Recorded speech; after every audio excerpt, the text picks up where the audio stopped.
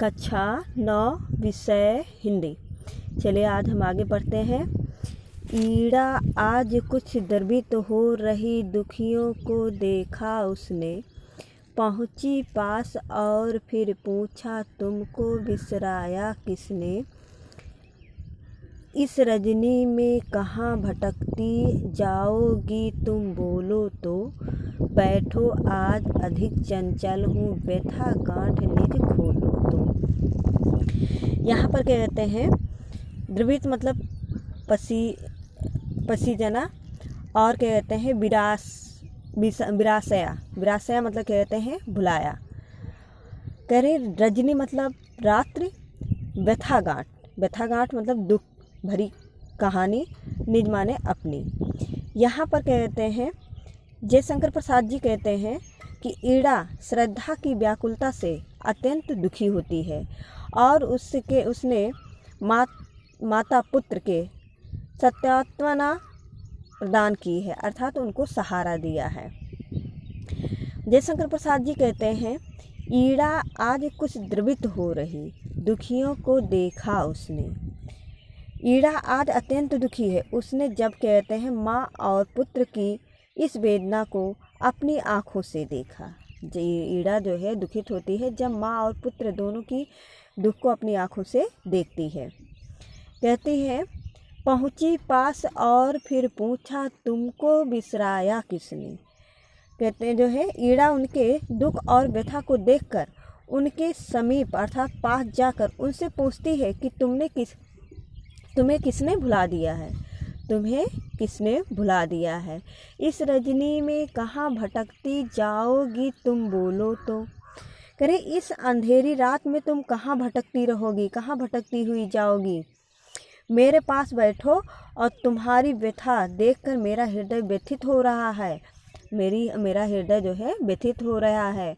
बैठो आज अधिक चंचल हूँ व्यथा गांठ निज खोलो तुम। कहती आओ मेरे पास बैठो और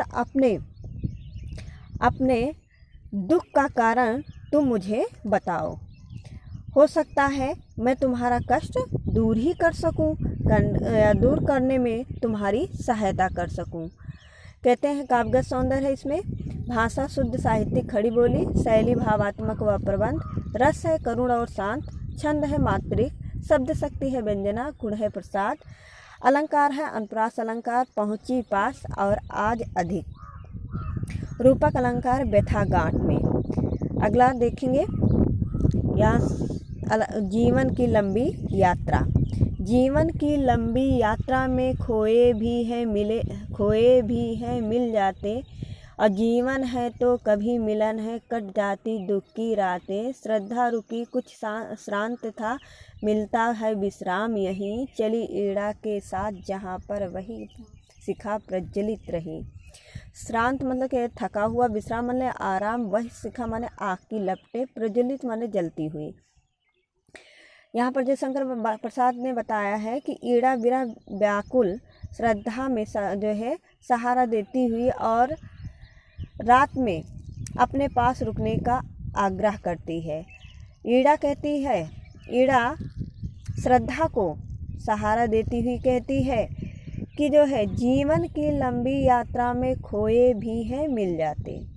जीवन की लंबी यात्रा में कुछ साथी हमसे छूट जाते हैं और ढूंढने पर वह हमें पुनः मिल जाते हैं।